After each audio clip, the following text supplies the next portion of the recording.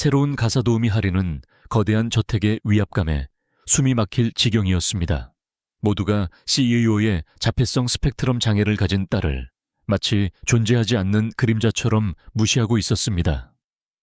그녀가 용기를 내어내어 자신과 함께 춤춰달라고 손을 내밀기 전까지는요. 서울 한남동 언덕 위, 마치 고독을 숭배하기 위해 지어진 거대한 성당처럼 서 있는 한 디자인 그룹의 저택은 늦은 오후에 짙은 호박색 불빛에 잠겨 있었습니다. 세상과 철저히 단절된 난공불락의 요새처럼 웅장하지만 그 안은 기이할 정도로 적막했습니다. 도시의 소음조차 감히 침범하지 못하는 고고한 침묵만이 그곳을 지배하고 있었습니다.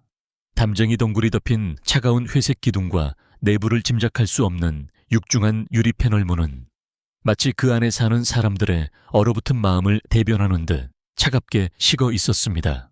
저택 내부의 무도회장은 겉모습과는 달리 화려함의 극치였습니다. 거대한 크리스털 샹들리에가 쏟아내는 불빛이 부드럽게 흐르는 클래식 음악 위로 부서져 내렸고 반짝이도록 닦인 구두 굽소리와 철저하게 계산된 사교적인 미소들이 공간을 가득 메우고 있었습니다. 그곳은 한 디자인 그룹의 연례 투자자 리셉션이 열리는 밤이었고 겉으로는 우아해 보였지만 실상은 수십억의 재산이 섞이고 탐욕과 기대가 샴페인 잔 뒤에서 살금살금 움직이는 소리 없는 전쟁터와 같았습니다. 최하리는 바짝 마른 입술을 축이며 빳빳한 유니폼 앞부분을 신경질적으로 정리했습니다.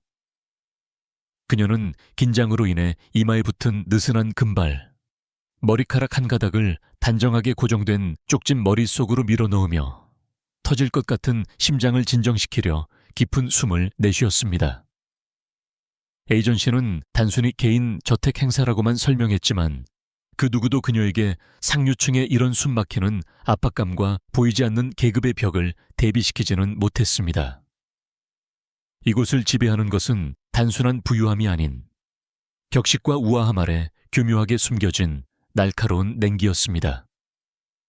하리는 은쟁반에 담긴 카나페를 들고 사람들 사이를 조심스럽게 누비며 크리스털 불빛 아래 차갑게 반짝이는 벨벳 드레스와 다이아몬드 커프스들을 스캔했습니다. 사람들은 서로에게 친절하게 미소 짓고 있었지만 그 눈빛은 공허했고 영혼이 없었습니다. 공기 중에는 최고급 라벤더 향수가 감돌았지만 그 향기 아래에는 더 차가운, 오랫동안 누구의 진심 어린 손길도 닿지 않은 깊은 고독의 냄새가 곰팡이처럼 배어 있었습니다. 그리고 바로 그 순간 화려함 속에 감춰진 가장 어두운 그림자 속에서 하리는 그녀를 보았습니다. 무도회장의 가장 먼 구석, 그림자에 거의 삼켜질 듯한 어둠 속에서 작은 소녀가 실크 커튼이 드리워진 창가의 다리를 꼬고 홀로 앉아 있었습니다. 화려한 파티장 한가운데 떠있는 고립된 무인도 같았습니다. 소녀의 분홍색 드레스는 관리가 안 된 듯 밑단이 약간 구겨져 있었고 그녀의 금발 곱슬머리는 손에 든 작은 뮤직링을 계속해서 돌릴 때마다 희미하게 반짝였습니다. 소녀의 눈은 단 한 번도 들어 올려지지 않았습니다. 하하 호호 웃고 떠드는 사람들에게도 우아하게 흐르는 음악에게도 시선을 주지 않았습니다. 마치 투명 인간처럼 이 방 안에 그 누구도 그녀를 보지 못하는 듯 했습니다. 아니, 더 정확히 말하면 보려 하지 않았습니다. 하린의 눈썹이 의아함에 찌푸려졌습니다. 그녀는 믿을 수 없다는 듯 주위를 둘러보았습니다. 바쁘게 움직이는 수많은 가사도우미들은 소녀를 피해 멈추지 않고 지나쳤고 손님들은 마치 소녀가 그곳에 존재하지 않는 가구인 양 그녀 쪽을 한 번도 쳐다보지 않았습니다. 하리는 가슴 한구석에서 설명할 수 없는 묵직한 통증을 느꼈습니다. 그녀는 직원들을 조율하는 매니저급 여성에게 조심스럽게 몸을 숙였습니다. 실례합니다, 매니저님. 저기 구석에 있는 작은 소녀는 누구예요? 길을 잃은 건가요? 그 여성은 하린의 시선을 따라가 보지도 않고 귀찮다는 듯 고개만 살짝 돌렸습니다. 하나라 양이요. 한지원 사장님의 따님입니다. 혼자 있는 걸 좋아해요. 그냥 내버려 두세요. 그게 이 집의 규칙이에요. 사람을 안 좋아한다고요? 저렇게 어린아이가요? 하리는 반문하려다 입을 다물었지만 가슴의 답답함은 사라지지 않고 오히려 납덩이처럼 더 무겁게 내려앉았습니다. 저것은 고독을 즐기는 아이의 모습이 아니었습니다. 세상으로부터 그리고 가족으로부터 철저히 버려진 아이의 뒷모습이었습니다. 그녀는 다시 서빙 업무로 돌아갔지만 그녀의 시선은 자석에 이끌린 듯 계속 그 어두운 구석, 작은 소녀에게 그리고 그녀를 둘러싼 두꺼운 침묵의 벽에 머물렀습니다. 무도회장 불빛이 은은하게 어두워지고 현악 사중주가 우아한 왈츠를 시작하자 손님들은 비단처럼 부드럽게 춤추는 마루로 미끄러지듯 흘러나갔습니다. 거짓된 웃음소리와 비싼 옷자락 스치는 소리가 공간을 가득 채웠습니다. 하리는 이제 빈 쟁반을 들고 홀의 가장자리에 멈춰 섰습니다. 모두가 짝을 이뤄 움직이는 그 순간에도 아라는 움직이지 않았습니다. 여전히 작은 링을 돌리고 있었고 여전히 누구의 따뜻한 손길도 닿지 않은 채 철저히 고립되어 있었습니다.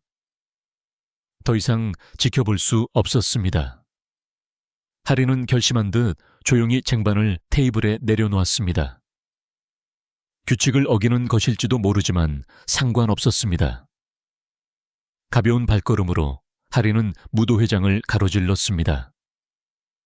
그녀의 구두는 닦인 마루 위에서 비밀을 속삭이듯 조용히 하지만 단호하게 울렸습니다. 그녀는 소녀를 놀라게 하지 않도록 숨소리조차 죽이며 소녀의 눈높이에 맞춰 옆에 쪼그려 앉았습니다.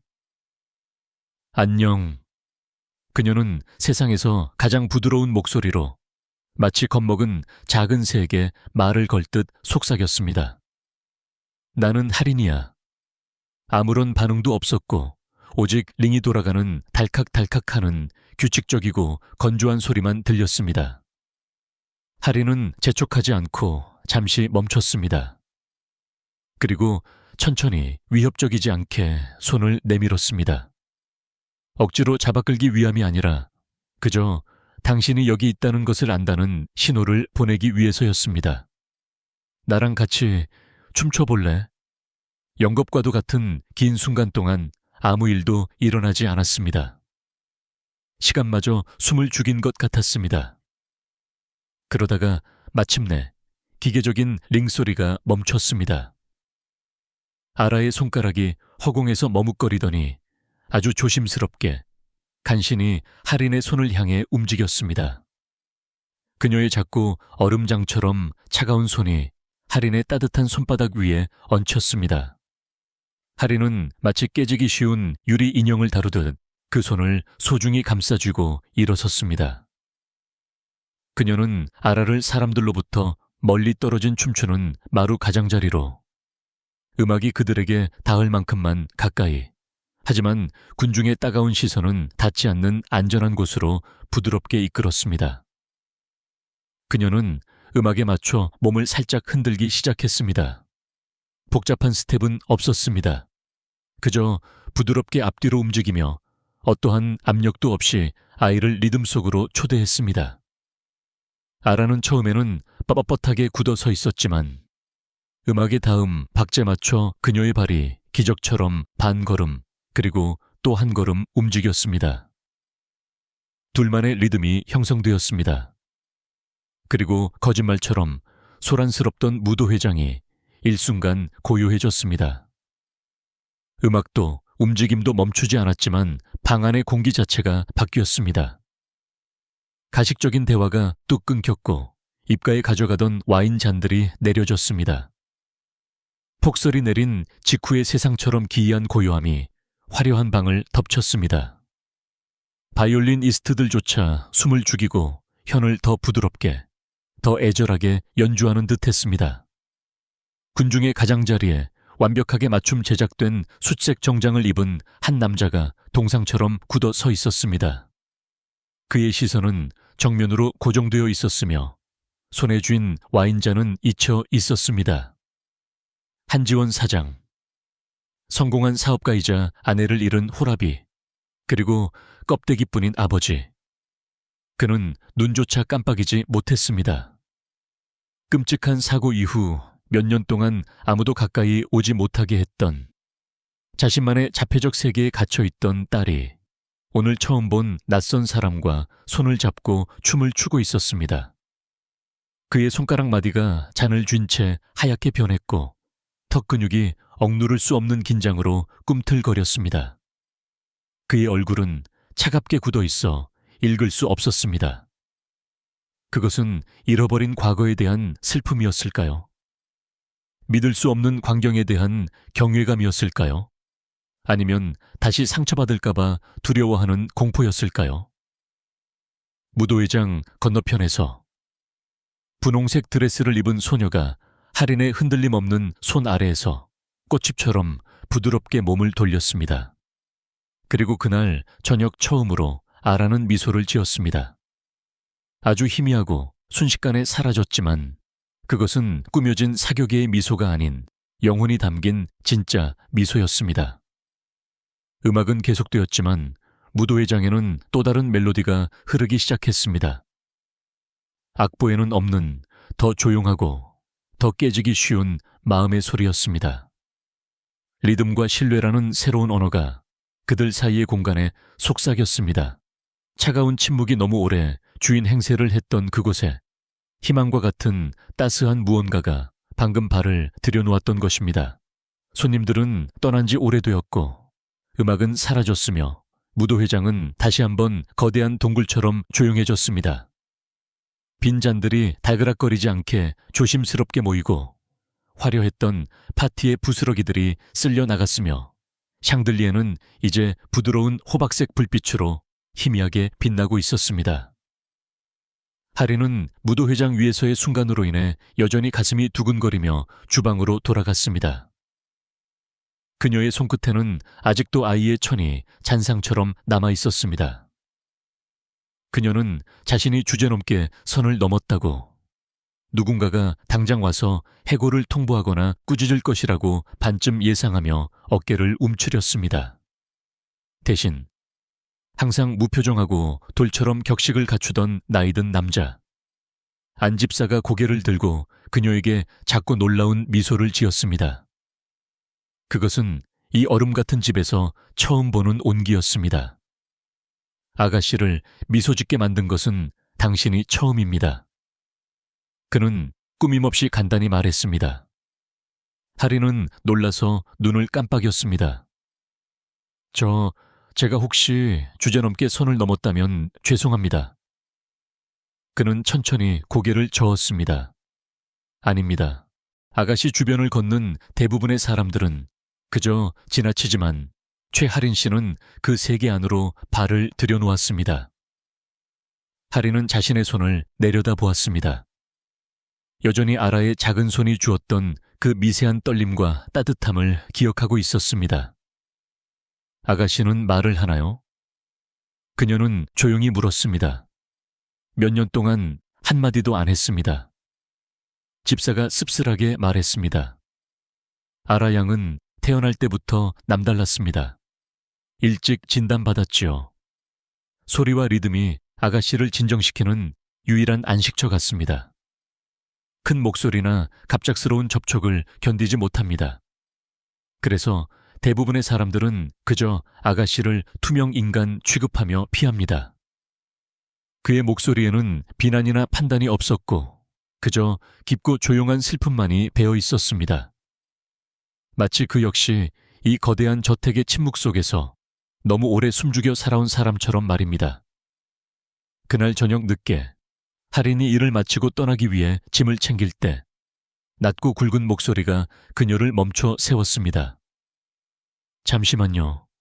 여기 머물러 주셨으면 합니다. 그녀는 놀라서 돌아섰습니다. 한지원 사장님이 복도 가장자리에 서 있었습니다. 셔츠 소매는 거칠게 걷어 올렸으며 재킷은 한쪽 팔에 걸쳐 있었고 그의 얼굴은 여전히 읽을 수 없는 가면 같았지만 목소리에는 흔들림 없는 무게가 있었습니다. 사장님, 하린이 조심스럽게 물었습니다. 당신은 오늘 아가씨를 아주 조심스럽게 다뤘습니다. 그가 천천히 말했습니다. 대부분의 사람들은 아가씨를 해결해야 할 문제나 피해야 할 장애물처럼 대합니다. 하지만 당신은 그렇지 않았습니다. 그것은 저에게 큰 의미가 있습니다. 하린은 망설였습니다. 저는 특별한 일을 하지 않았습니다. 그저 아이가 혼자 있는 게 외로워 보여서. 당신은 외면하지 않았습니다. 그가 말을 끊으며 대답했습니다. 그것만으로도 이 집에서는 충분히 드문 일입니다. 잠시 무거운 침묵이 흐른 후 그는 결심한 듯 말했습니다. 저는 당신에게 여기서 아라를 돌보는 장기적인 직책을 제안합니다. 원하신다면 영구적으로요. 하린은 이것이 진정으로 무엇을 의미하는지, 단순한 고용인지 아니면 구원 요청인지 알기 위해 그의 표정을 살폈지만 그의 말에는 오직 조용한 진중함만이 서려 있었습니다. 그녀는 천천히 하지만 단호하게 고개를 끄덕였습니다. 그렇게 하겠습니다. 그날 밤 낯선 환경 탓에 잠을 이룰 수 없던 하린은 집의 구조를 익히기 위해 2층 복도를 조용히 배회했습니다. 복도에는 액자에 담긴 스케치, 섬세한 가구 디자인, 아치와 의자의 연필 렌더링이 갤러리처럼 줄지어 있었습니다. 모두 손으로 그린, 기계로는 흉내 낼 수 없는 은은한 아름다움이 느껴지는 그림들이었습니다. 그녀는 아라의 방을 지나치다가 문이 살짝 열려 있는 것을 발견했습니다. 방 안에는 불빛이 희미했고 구석에서 작은 화면만이 푸르스름하게 빛나고 있었습니다. 아라는 맨발로 차가운 마루 위에 서서 화면을 응시하고 있었고 분홍색 잠옷자락이 바닥을 스치고 있었습니다. 화면에는 오래된 듯한 흐릿한 비디오가 반복해서 재생되고 있었습니다. 흰색 튀티를 입은 여자가 웅장한 무대 위에서 백조처럼 우아하게 돌고 있었고 팔은 날개처럼 굽어 있었습니다. 한눈에 봐도 우아하고 강인한 발레리나였습니다. 그 여자는 방 안의 소녀가 어른이 된다면 가질 법한 모습과 똑같아 보였습니다. 아라는 잠시 가만히 서 있다가 화면 속 여자의 움직임을 흉내내며 몸을 흔들기 시작했습니다. 완벽하게 훈련된 동작도 세련된 기술도 아니었지만 그것은 노력으로 그리고 희미한 기억으로 만들어낸 몸짓이었습니다. 하린은 문 밖에 숨죽여 서서 움직이지 않고 지켜보았습니다. 그녀는 아직 이 가족의 전체 이야기를 알지 못했지만 단편적인 조각들만을 알고 있었습니다. 하지만 화면 속의 유령에게 홀로 춤을 바치는 이 아이의 뒷모습은 세상의 어떤 말보다도 더 깊고 슬픈 이야기를 그녀에게 전해주고 있었습니다. 이 집은 값비싼 물건들, 윤이 나게 닦인 나무, 최고급 벨벳 커튼, 금태 액자로 가득 차 있었습니다. 하지만 가장 크게 울려 퍼지는 것은 사람의 온기, 다정한 접촉, 따뜻한 목소리의 부재였습니다. 그러나 이곳, 누구도 보지 않는 조용한 어둠 속에서 아라는 홀로 춤을 추며 그 공허함을 채우려 하고 있었습니다. 그리고 하린은 설명을 듣지 않고도 이것이 단지 시작일 뿐임을, 자신이 이 아이의 춤을 멈추게 해서는 안 된다는 것을 본능적으로 알았습니다. 다음 날 아침 햇살이 높은 아치형 창문과 산들바람에 속삭이듯 흔들리는 얇은 커튼을 통해 온실 안으로 부드럽게 쏟아져 들어왔습니다. 먼지 입자들이 빛 속에서 춤을 추고 있었습니다. 아라는 카펫 위에 다리를 꼬고 앉아 세상의 전부인 양 뮤직박스에 작은 은색 손잡이를 돌리고 있었습니다.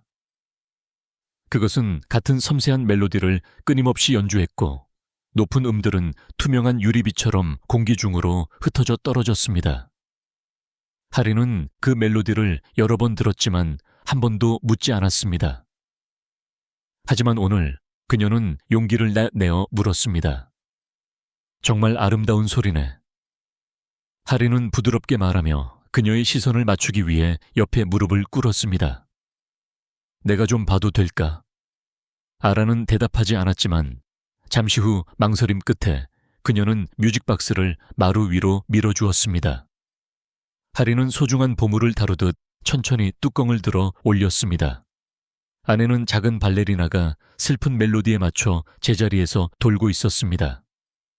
상자는 오래되어 칠이 약간 벗겨졌지만 누군가의 손길로 정성스럽게 관리된 흔적이 역력했습니다. 뚜껑 안쪽에는 이름 하나가 선명하게 새겨져 있었습니다. 게림.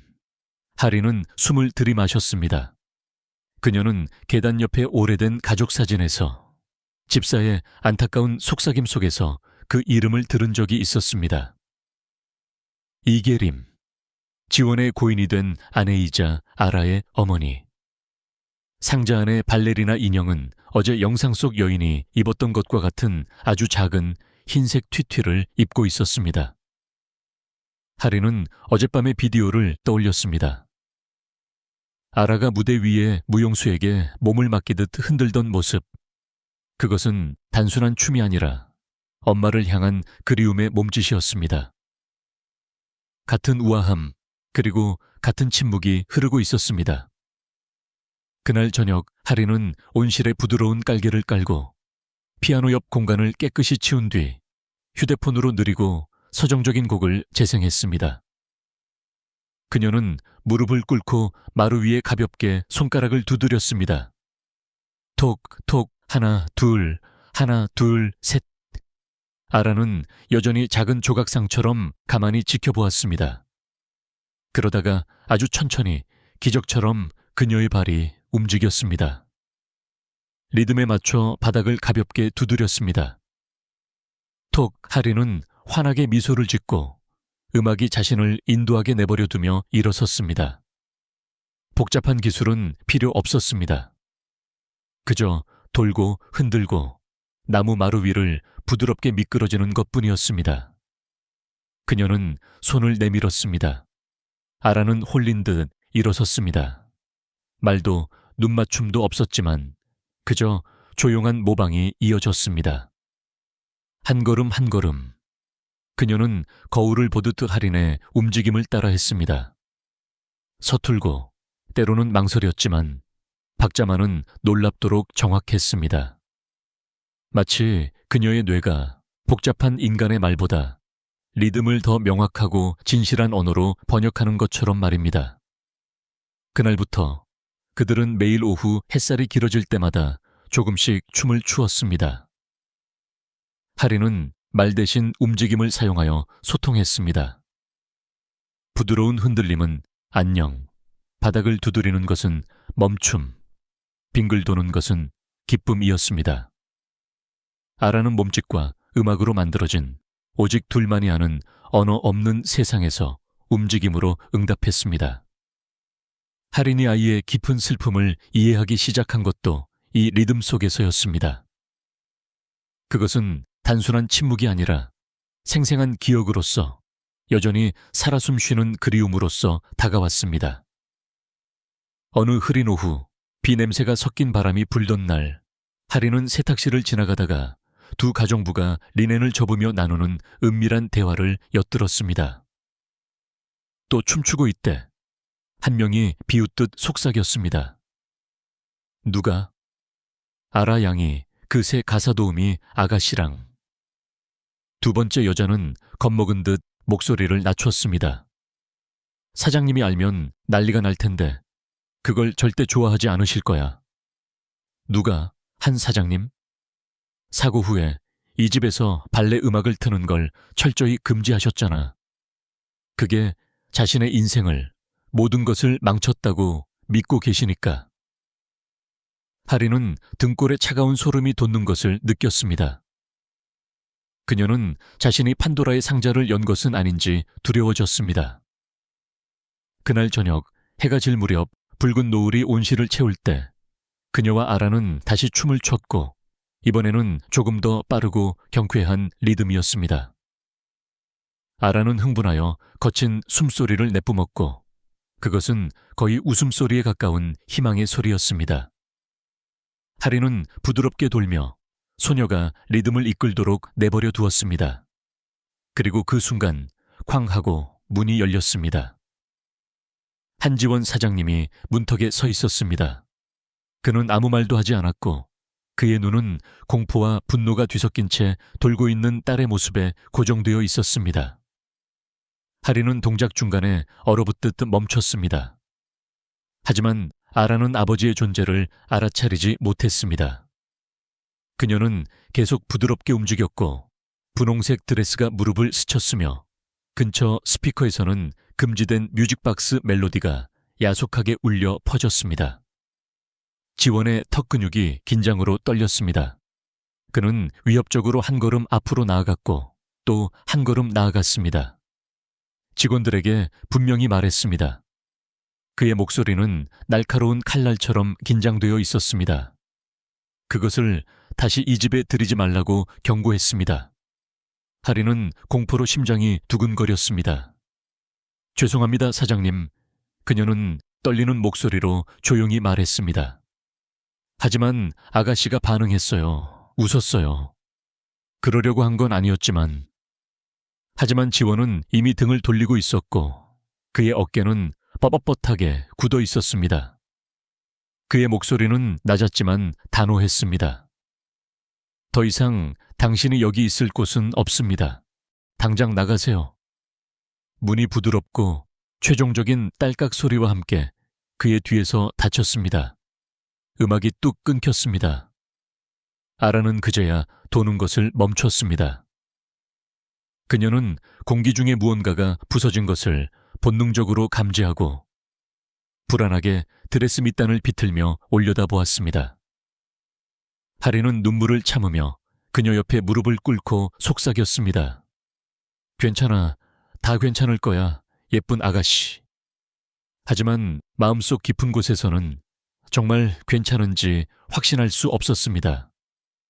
그녀는 기억, 슬픔, 그리고 한지원 사장님이 몇 년 동안 필사적으로 가두려고 했던 트라우마로 줄지어 있는 문을 억지로 열었던 것입니다. 그리고 이제 그것이 열려버렸고 다들 방법은 없어 보였습니다.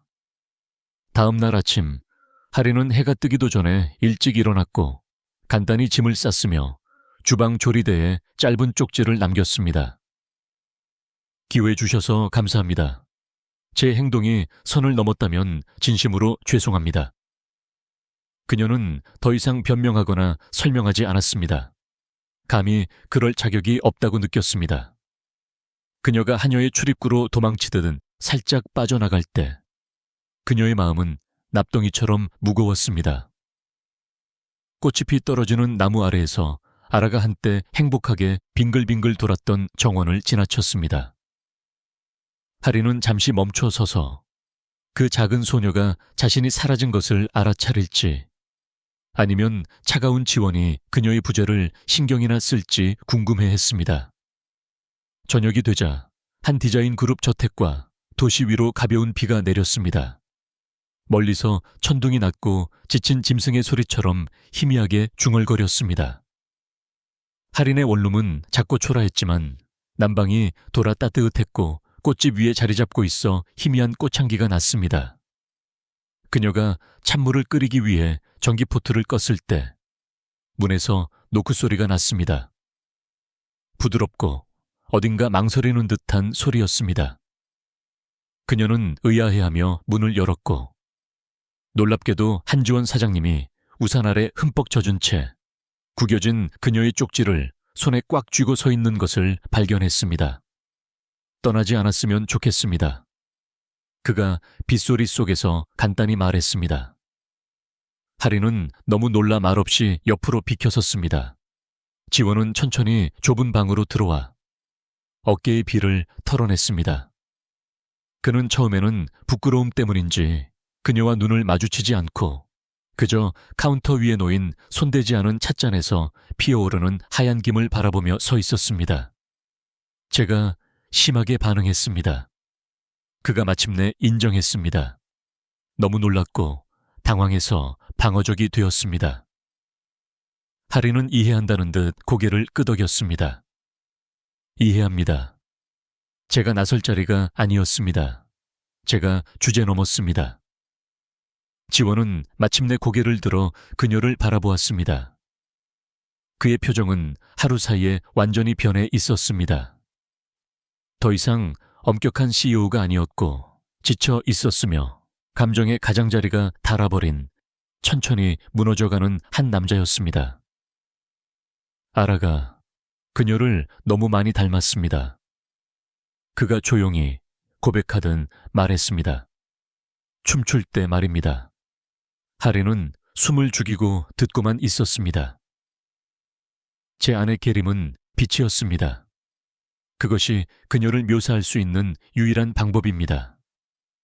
그녀가 무대 위에서 춤을 출 때 마치 세상의 물리 법칙이 그녀 주위로 휘어지는 것 같았고 어떤 어둠도 감히 그녀를 건드릴 수 없는 것 같았습니다. 그는 잠시 말을 멈추고 고통스러운 기억을 더듬었습니다. 그날 밤 그녀의 마지막 공연이었습니다. 그녀는 어린 아라를 무대 뒤로 데려왔습니다. 제가 위험하다고 그러지 말라고 말했습니다. 나중에 데리러 가겠다고 했지만 게림은 고집을 부렸습니다. 세상이 잔혹함을 가르치기 전에 아라가 이 아름다움을 먼저 보기를 원한다고 말했습니다. 그는 목이 메어 힘겹게 침을 삼켰습니다. 사고는 빗길 집에 오는 길에 발생했습니다. 트럭이 미끄러졌고 게림은 충격으로 즉사했습니다. 아라, 그의 목소리가 갈라져 흩어졌습니다. 아라는 뒷좌석에 있었습니다. 기적적으로 살았지만 의사들은 뇌 손상을 입었다고 말했습니다.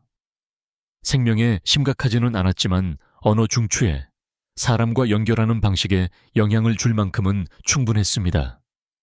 하린의 눈에 눈물이 가득 차올랐지만 그녀는 그의 고해성사를 방해하지 않았습니다. 일주일 후 게림을 차가운 땅에 묻었습니다. 지원이 멍한 눈으로 말했습니다. 그리고 살아남은 아라를 볼 때마다 기쁨 대신 제가 잃은 것만 보였습니다. 아라 때문이 아니라 신께 맹세코 절대로 아라 때문이 아니라 제가 실패했기 때문입니다. 제가 그 차에 있었어야 했습니다. 제가 운전대를 잡았어야 했습니다. 그는 떨리는 숨을 내쉬며 관자놀이를 세게 문질렀습니다. 장례식 후에 저는 게림의 모든 흔적을 가두었습니다. 상기시키는 고통스러운 것들을 제거하는 것이 아라와 저에게 낫다고 생각했습니다. 더 이상 발레는 없다. 더 이상 뮤직박스도 없다. 더 이상 도는 것도 없다. 그는 자조적으로 씁쓸하게 웃었습니다. 하지만 아라는 멈추지 않았습니다. 그녀는 어쨌든 스스로 그곳으로 돌아가는 길을 찾았습니다. 저는 그저 비겁하게 그것을 보지 않기로 선택했을 뿐입니다. 하리는 부드러운 목소리로 그에게 더 가까이 다가갔습니다. 저는 아라 양이 사장님 말씀을 듣지 않거나 사장님의 슬픔을 느끼지 않는다고 생각하지 않습니다. 지원은 고통스러운 표정으로 그녀를 바라보았습니다. 하지만 아가씨는 말을 하지 않습니다. 내 말은 하지 않죠. 하리는 동의했습니다. 하지만 듣습니다. 온 마음으로요. 그녀는 아래게 했던 작은 동작을 흉내내며 그 앞에서 쪼그려 앉았습니다. 제가 마루를 두드리면 그녀도 따라서 두드립니다. 그녀가 말했습니다. 제가 돌면 그녀도 따라합니다. 제가 멈추면 그녀도 멈춥니다. 그것이 그녀가 세상과 그리고 아빠와 말하는 방식입니다. 지원의 눈시울이 붉어졌습니다. 저는 그녀가 엄마인 게림을 그리워한다는 것을 알지만 동시에 그녀가 사장님께로 아빠에게로 돌아오려고 노력하고 있다고도 생각합니다. 그녀가 가진 유일한 언어로 말이에요. 빗소리만이 들리는 좁은 방 안에서 침묵이 팽팽하게 당겨진 끈처럼 그들 사이에 길게 늘어졌습니다. 그리고 나서 지원은 긴장이 풀린 듯 부드럽게 근처 의자에 몸을 기댔습니다. 그는 갑자기 10년은 더 늙어 보였습니다. 연령 때문이 아니라 그가 짊어지고 있던 죄책감의 무게 때문이었습니다. 마치 그가 오랫동안 억지로 붙잡고 있던 슬픔이 마침내 바닥에 내려놓아도 된다는 허락을 받은 것처럼 말입니다. 딱 한 번 아빠라고 불렀습니다. 그가 꿈꾸듯 속삭였습니다. 태어난 날이요.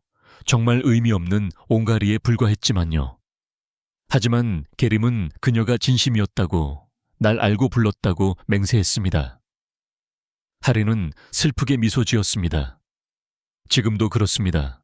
아라 양은 사장님을 알고 있습니다. 비가 자장가처럼 창문에 부딪혔습니다. 지원은 잠시 눈을 감고 뒤로 기댔습니다. 이 망가진 상황을 어떻게 고쳐야 할지 모르겠습니다. 고칠 필요는 없습니다. 할인이 단호하지만 따뜻하게 말했습니다. 그냥 그 자리에 나타나기만 하면 됩니다. 도망가지 마세요. 그러면 아라 양이 중간에서 만날 거예요. 그리고 오랫동안 처음으로 지원은 고개를 끄덕였습니다. 차가운 사장으로서가 아니라, 모든 답을 가진 척하는 남자가 아니라, 상처 입었지만 마침내 다시 시작할 준비가 된 아버지로서 말입니다. 진저는 조용히 하지만 확실하게 도착했습니다. 거창하게 노크하거나 팡파르를 울리지 않았습니다. 그것은 작은 어깨를 으쓱하는 형태로 왔습니다. 어느 맑은 날 아침 할인이 온실에서 아라가 스트레칭하는 것을 돕고 있을 때 그녀는 부드럽게 물었습니다. 오늘 춤 재미있었니? 처음으로 아라는 외면하거나 자신만의 세계로 숨지 않았습니다. 대신 그녀는 잠시 멈췄고 1초 동안 진지하게 생각한 다음 어깨를 으쓱했습니다. 작고 거의 감지할 수 없는 움직임이었지만 그것은 분명한 대화였습니다. 하리는 감격하여 목이 메었습니다. 그때부터 변화는 언 땅이 녹고 봄에 피는 꽃잎처럼 다가왔습니다. 아라는 직접 노래를 고르기 시작했습니다. 부드러운 피아노곡, 자장가, 심지어 매일 오후 연주해야 한다고 고집을 부리는 섬세한 바이올린 이중주까지. 때로는 그녀가 먼저 걸어와 할인의 소매를 부드럽게 잡아당겼고 눈은 흔들림이 없었지만 침묵했습니다. 그것은 춤추자는 명확한 초대였습니다. 그녀는 여전히 입을 열지 않았고 여전히 낯선 사람들의 접촉과 시선을 피했지만 그 조용한 리허설 공간 속에서만큼은 그녀는 다른 존재가 되었습니다. 우아하고 집중하며 슬픔을 넘어선 빛나는 존재가 되었습니다. 어느 비오는 오후 할인이 창고에서 깨끗한 리넨을 찾고 있을 때 구석에 방치된 먼지 덮인 낡은 트렁크를 발견했습니다. 호기심에 열어본 안에는 티슈페이퍼에 조심스럽게 접혀있는 이계림의 낡았지만 여전히 숨막히게 아름다운 발레 슈즈가 있었습니다. 색이 바랜 분홍빛 세틴, 손으로 정성스럽게 수놓은 이니셜. 할인은 그것들을 성스러운 유물처럼 들고 있었습니다. 이것을 꺼내는 것이 또다시 상처를 주는 일일지 아니면 치유의 시작일지 확신하지 못한 채 그녀는 말없이 아래에게 그것들을 가져다 주었습니다. 그 작은 소녀는 떨리는 손으로 리본 위로 손가락을 움직였고 그러고 나서 신발을 세상에서 가장 소중한 것을 찾은 것처럼 가슴에 껴안았습니다. 그녀는 밥을 먹을 때도 잠을 잘 때도 그날 나머지 시간 동안 그것들을 절대 놓지 않았습니다. 그날 저녁 할인은 용기를 내어안며 지원의 서재로 그에게 다가갔습니다. 벽난로 불꽃이 낮게 깜빡였고 그의 수많은 건축책들의 등뼈 위로 부드러운 금빛을 들이우고 있었습니다. 사장님, 부탁드릴 것이 있습니다.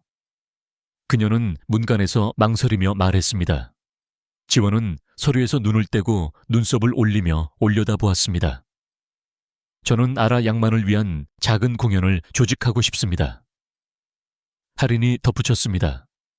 거창한 게 아닙니다. 딱 몇 명의 사람들만을 위해서요. 온실이 완벽할 것입니다.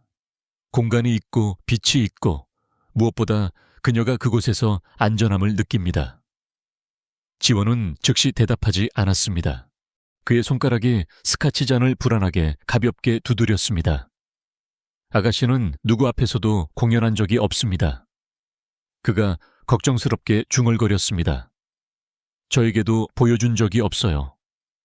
하리는 확신에 찬 눈으로 고개를 끄덕였습니다. 하지만 이제 준비가 되었습니다. 그리고 저는 아가씨가 사장님께서 그녀를 보시기를 간절히 원한다고 생각합니다. 서재의 긴 침묵이 흘렀습니다.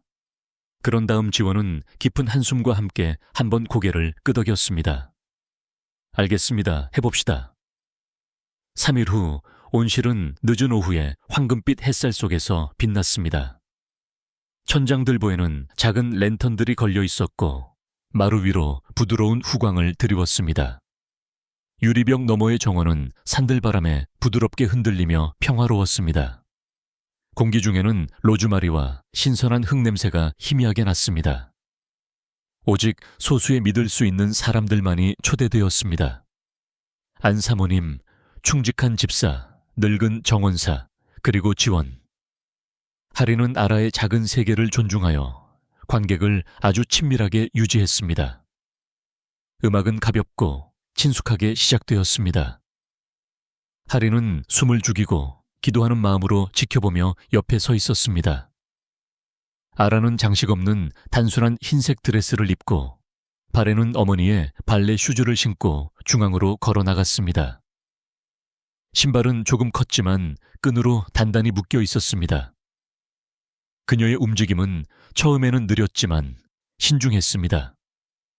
그녀는 한 번 돌았고 팔은 숙련된 홀을 그리며 들어 올랐다가 허공에서 잠시 멈췄습니다. 그녀의 눈은 작은 청중을 천천히 훑었고 마침내 맨 뒤에 앉은 지원에게 닿았습니다. 그는 뒤쪽에 구부정하게 앉아 있었고 손은 하얗게 질리도록 마주 잡았으며 턱은 긴장되어 있었습니다. 그녀가 들어온 이후로 그는 숨도 쉬지 않고 움직이지 않았지만 아라의 시선이 그의 시선과 마주치자 그의 굳은 자세에 무언가가 무너져 내리는 듯한 변화가 일어났습니다. 그리고 나서 누구의 재촉도 없이 망설임 없이 아라는 입을 열었습니다. 그녀의 목소리는 작고 부드러웠지만 수정처럼 분명했습니다. 아빠, 나를 봐요. 그 순간 방 안의 시간이 얼어붙었습니다. 지원의 손이 천천히 믿을 수 없다는 듯 입으로 올라갔습니다. 그의 눈은 불신과 충격으로 가득 찼습니다. 안 사모님은 헉하고 숨을 들이마셨습니다. 정원사조차 모자를 벗어 가슴에 내리며 경의를 표했습니다. 하리는 뜨거운 눈물이 솟아오르는 것을 느꼈습니다. 아라는 세상이 이 충격을 따라잡기를 기다리지 않았습니다. 그녀는 다시 돌아섰고 팔을 활짝 벌렸으며 마치 그 한마디 말이 그녀 안의 댐을 무너뜨린 것처럼 이제 더 자유롭고 거침없이 움직이기 시작했습니다. 그녀의 각 걸음은 음악 그 자체였고 각 회전은 슬픔을 이겨낸 이야기였습니다. 노래가 끝났을 때 무거운 침묵이 유지되었습니다. 아무도 감히 박수를 칠 생각조차 못했습니다. 그리고 지원이 휘청거리며 일어섰습니다. 그는 말하지 않았습니다. 아니, 할 수 없었습니다. 그는 단지 마루의 중앙으로 걸어가 팔을 벌리고 털썩 무릎을 꿇었습니다. 아라는 한 박자 망설이다가 아빠에게 달려가 그의 넓은 가슴에 작은 얼굴을 묻었습니다. 그는 마치 오래전에 잃어버린 생명을 방금 다시 찾은 것처럼 그녀를 부서질 듯 꼭 안았습니다. 온실 가장자리에서 하리는 이 재회를 지켜보았습니다. 그녀의 뺨 위로 첫 번째 눈물방울이 떨어졌고 그것은 마지막이 아닐 것이었습니다. 온실 공연 다음 날 한 디자인 그룹 저택의 공기는 완전히 달라졌어 있었습니다. 더 따뜻하고 더 가벼웠습니다. 마치 그들을 짓누르던 보이지 않던 두꺼운 커튼이 마침내 거친 것처럼 말입니다. 지원은 그날 저녁 많은 말을 하지 않았지만 잠든 아라를 안고 방으로 들어갈 때 그는 100마디 말보다 더 많은 것을 말하는 깊은 조용함으로 그녀를 가까이 안았습니다. 그 순간부터 그는 그저 집 안의 배경이나 주변에서만이 아니라 그들 옆에 더 자주, 더 확실하게 나타나기 시작했습니다. 그는 아라의 아침 스트레칭 동안 문간에 기대어 서서 할인이 그녀의 균형을 돕는 것을 묵묵히, 하지만 흐뭇하게 지켜보았습니다. 어떤 날은 그가 운동복을 입고 합류했고, 처음에는 몸치처럼 서툴렀고, 손을 어디에 두어야 할지, 어떻게 움직여야 할지 확신하지 못해 쩔쩔맸지만 아라는 전혀 개의치 않았습니다. 그녀는 작은 손을 뻗어 아빠를 인도했고, 그가 발에 걸려 비틀거리며 넘어졌을 때 까르르 하고 한번 낄낄거렸습니다. 그것은 이 집에서 들린 가장 아름다운 소리였습니다. 어느 날 오후, 그는 먼지 쌓인 다락방에서 오래된 레코드 플레이어를 끙끙대며 가져왔습니다. 그녀는, 게림은 이것에 맞춰 춤을 추곤 했습니다.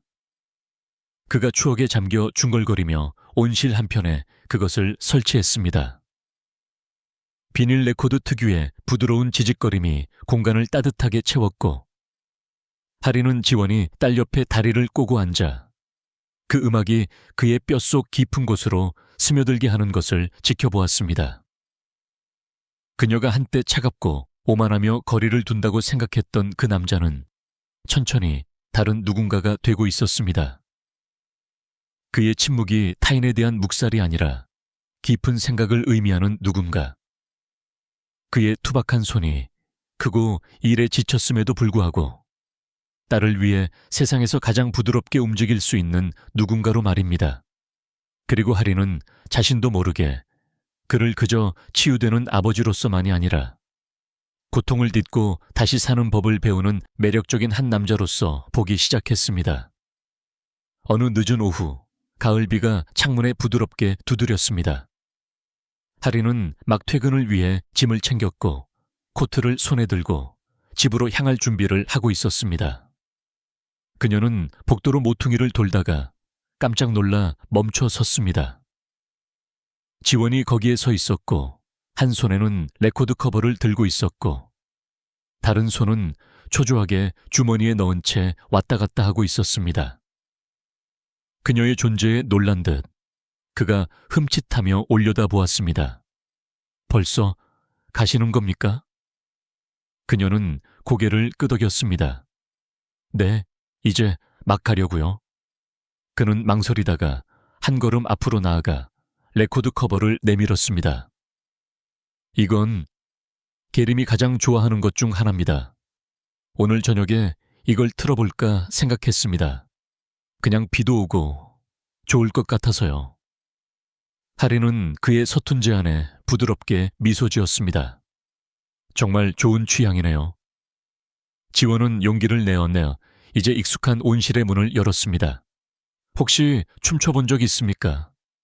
그는 부끄러운 듯 그녀와 눈을 마주치지 않고 물었습니다. 할인은 숨을 들이마셨습니다. 별로요. 아라 양하고 춘 게 전부예요. 잠시 어색한 침묵 후 지원은 레코드를 플레이어에 조심스럽게 올려놓고 바늘을 조정했습니다. 피아노의 부드러운 울림이 빗소리와 섞여 솟아오르기 시작했고 그 소리는 오래되고 황금빛이었습니다. 그는 천천히 그녀에게로 돌아섰습니다. 그녀가 죽은 밤 이후로 저는 춤을 추지 않았습니다. 다시는 못할 줄 알았습니다. 그의 목소리는 조용하고 불안정하게 떨렸습니다. 하지만 당신이 괜찮으시다면 저와 같이 춰주시겠습니까? 그는 소년처럼 불확실하게 손을 내밀었습니다. 할인은 망설였고 심장이 쿵쿵 두근거렸습니다. 그리고 천천히, 아주 천천히 그녀는 더 가까이 다가가 그의 큰 손에 자신의 손을 얹었습니다. 그들은 잠시 동안 서서 음악의 리듬에 맞춰 몸을 흔들리며 서로의 호흡과 속도를 배웠습니다. 지원은 처음에는 녹슨 로봇처럼 뻣뻣하게 움직였고 모든 걸음이 질문이었지만 할인은 부드럽게 그를 인도했고 그녀의 손길은 가볍지만 확실하게 그를 지탱했습니다. 방은 시간 속에 정지된 듯 했고 과거와 현재가 겹쳐지며 시간이 그 자체로 접히는 것 같았으며 창밖의 비는 바깥 세상을 부드러운 수채화처럼 흐릿하게 지워버렸습니다. 어느 순간 그가 그녀를 내려다보았습니다. 그의 입가에 희미하지만 편안한 미소가 떠올랐습니다. 다시는 이럴 수 없을 거라고 생각했습니다. 이렇게 숨 쉬는 것 말입니다. 하리는 대답하지 않고 그저 그의 시선을 깊이 마주했습니다. 흔들림 없고 친절한 눈빛으로. 그리고 잠시 동안 그 방에는 죽은 아내의 유령도 아픈 딸의 걱정도 없었고 그저 같은 박자로 숨 쉬는 법을 다시 배우는 두 사람만이 존재했습니다. 그날 저녁 늦게 하린이 지원의 서재에서 흩어진 책장을 정리하고 있을 때 그녀는 높은 곳에 있는 서류 더미에 손을 뻗었습니다. 그녀가 파일 하나를 옆으로 옮겼을 때 페이지 사이에서 무언가가 미끄러져 나와 팔랑거며 마루로 떨어졌습니다. 낡은 티켓이었습니다. 그녀는 허리를 굽혀 그것을 조심스럽게 집어들었습니다. 그것은 발레 공연, 백조의 호수, 마지막 커튼콜, 주연 이계림이라고 적힌 티켓이었습니다. 구석에 찍힌 날짜는 3년 전, 사고가 났던 바로 그 날짜였습니다. 하린의 눈은 그 날짜 위에 한참을 머물렀습니다. 가장자리는 손때가 묻어 닳았고 종이는 약간 구겨졌지만 소중하게 보존되어 있었습니다. 그녀는 무심코 그것을 뒤집었습니다. 뒷면에는 희미한 연필 필체로 단 한 단어가 휘갈겨져 있었습니다. 영원히. 그녀는 오랫동안 그곳에 서서 한 남자의 무거운 과거를 손에 쥐고 있었습니다. 그리고 어떻게든 그에게 묻지 않고도 그녀는 이해했습니다. 지원은 결코 정말로 그녀를 놓지 않았다는 것을, 그리고 그 사랑이 얼마나 깊었는지를. 하지만 이제 어쩌면 그는 그 사랑을 품은 채 앞으로 나아가는 방법을 배우고 있는지도 모릅니다. 늦은 여름 햇살이 한 디자인 그룹 저택의 높은 창문을 통해 풍성하게 쏟아져 들어와 닦인 마루 위에 황금빛 광채를 드리웠습니다. 저녁은 조용하고 친밀했으며 한 디자인 그룹의 오랜 투자자들을 위한 중요한 리셉션이었습니다. 구석의 현악 사중주에서 부드러운 재즈 선율이 흘러나왔습니다. 샴페인 잔이 부딪히는 맑은 소리와 낮은 대화가 음악 아래에서 벌떼처럼 윙윙거렸습니다. 하리는 무도회장 한쪽 구석에 서서 정원 테라스로 이어지는 열린 문을 통해 아라를 지켜보았습니다. 그 작은 소녀는 오직 그녀만이 들을 수 있는 리듬에 맞춰 그녀가 가장 좋아하는 분홍색 드레스를 입고 천천히 평화롭게 돌고 있었습니다. 지원은 그녀가 사람들 눈에 띄는 곳에서 춤추도록 허락했습니다. 공식적인 쇼도 리허설된 것도 아니었고 그저 순간 딸을 숨기지 않겠다는 작은 용기의 몸짓이었습니다. 아라는 손님들이 도착하기 직전에 하린의 손을 잡아당겨 테라스를 가리켰습니다. 그녀가 밖으로 나가고 싶다고 요청한 것은 처음이었습니다. 하린은 프렌치 도어 근처에 머물렀고 혹시 모를 상황에 대비해 가까이 있었지만 알에게 충분한 공간을 주었습니다. 아이는 부드럽게 움직였고 손가락은 나비 날개처럼 팔랑거렸습니다. 그녀의 걸음은 불확실했지만 더할 나위 없이 솔직했습니다. 드디어 진짜 손님들이 그 모습을 알아차리기 시작했습니다. 소란스럽던 대화가 물결처럼 사그라들었습니다. 호기심을 느낀 몇몇 사람들이 열린 문 쪽으로 다가갔고 존중하는 거리에서 지켜보았지만 불행히도 모두가 그 순수한 장면을 감탄한 것은 아니었습니다. 뒤쪽 근처에서 값비싼 남색 정장을 입은 한 남자가 다른 손님에게 몸을 숙였습니다. 그의 목소리는 부드러웠지만 명확하게 들렸습니다. 도대체 왜 그녀가 저러도록 내버려 두는 겁니까? 아무도 저런 부족한 애가 춤추는 걸 보고 싶어 하지 않습니다. 분위기 어색하게 말이죠.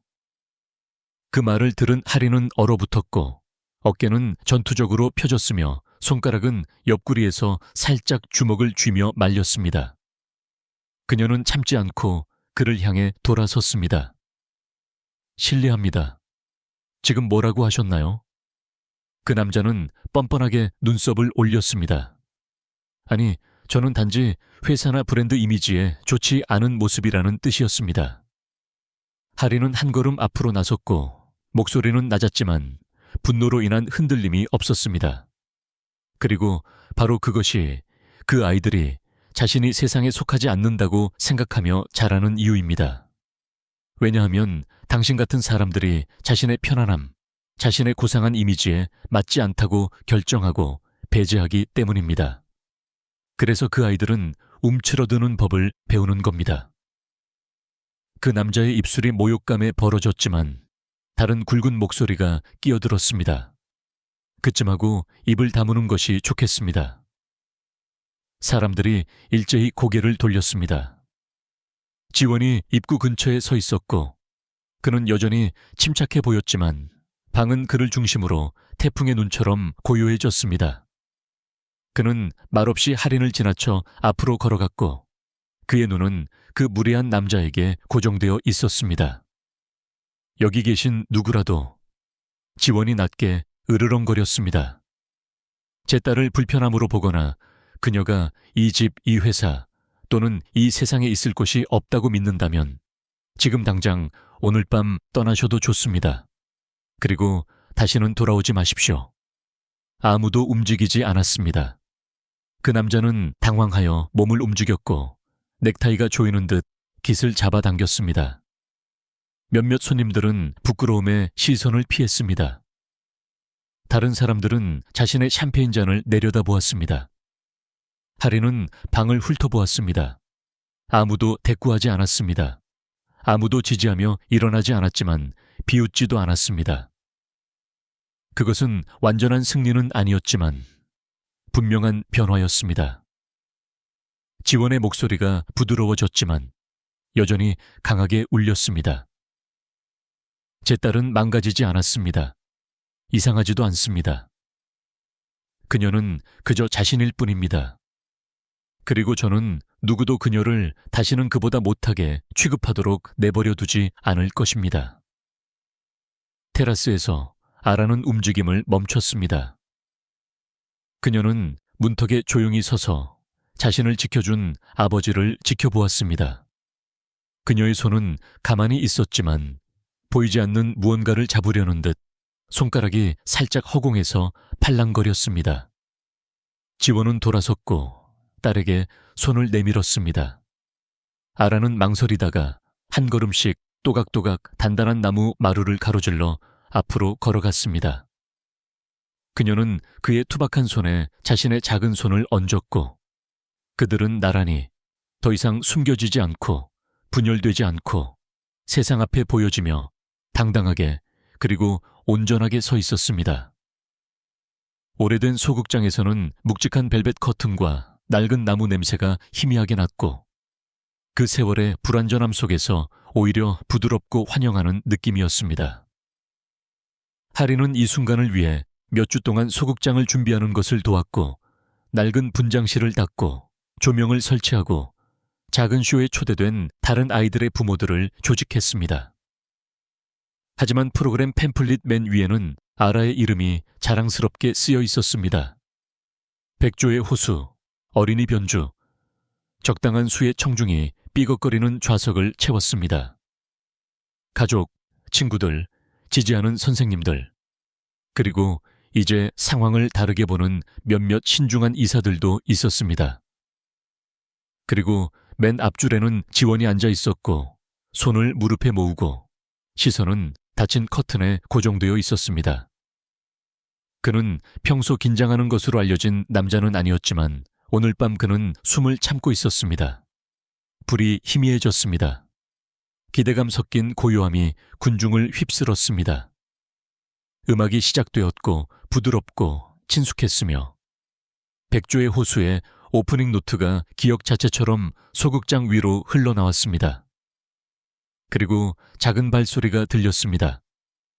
아라는 순백의 드레스를 입고 금발머리는 단순한 왕관처럼 따았으며 발에는 그녀의 사이즈에 맞는 게림의 낡은 발레 슈즈를 신고 무대에 올랐습니다. 하리는 몇 주 전에 오래된 상자 뒤쪽에서 실크 스카프에 조심스럽게 쌓여있는 아렉에 딱 맞는 그 신발을 기적처럼 발견했습니다. 아라는 천천히 의도적으로 움직이기 시작했고 그녀의 팔은 날개처럼 우아하게 열렸으며 그녀의 발가락은 놀라운 우아함으로 무대를 미끄러졌습니다. 그녀는 몇 년 동안 훈련된 전문 발레리나의 정확성으로 공연하지 않았습니다. 하지만 그녀의 서툰 걸음에는 영혼이 있었습니다.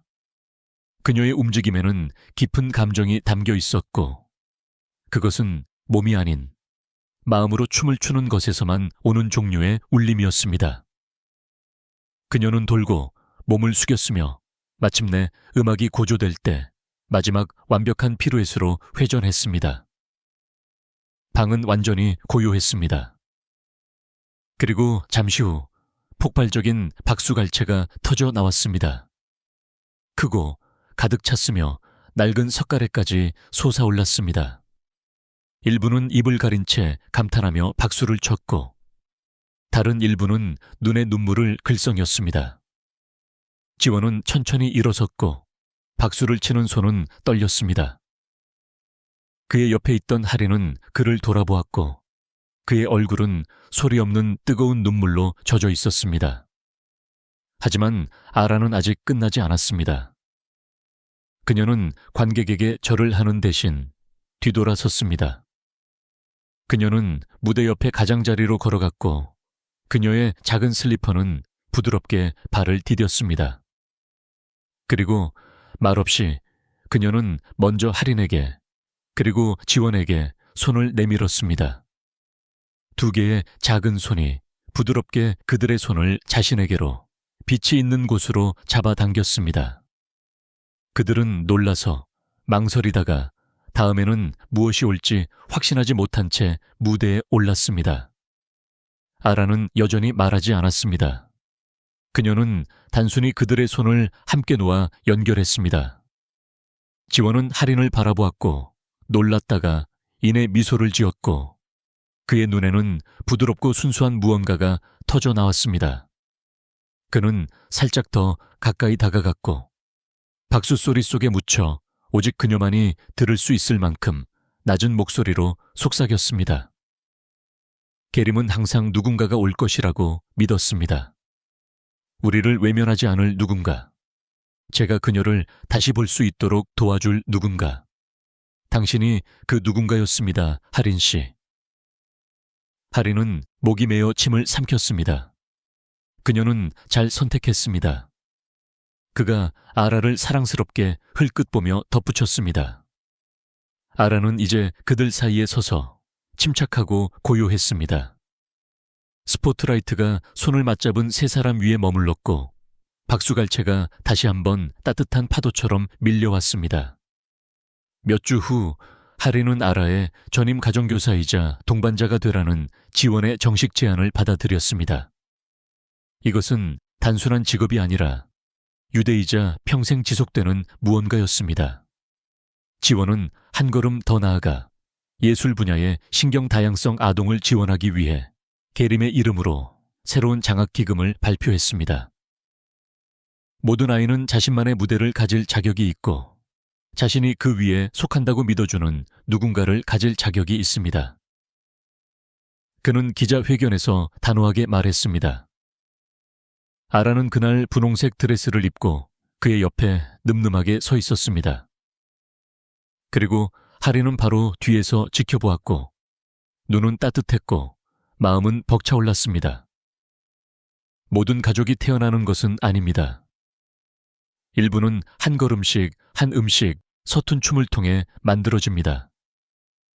그리고 소극장 조명 아래에서 그러한 가족 중 하나가 비로소 집으로 가는 길을 찾았습니다. 이 감동적인 여정에 함께해 주셔서 감사합니다. 이것은 상실과 치유에 관한 이야기뿐만 아니라 보여지는 것의 조용한 힘, 그리고 연민으로 침묵을 가로질러 손을 내미는 용기에 관한 이야기입니다.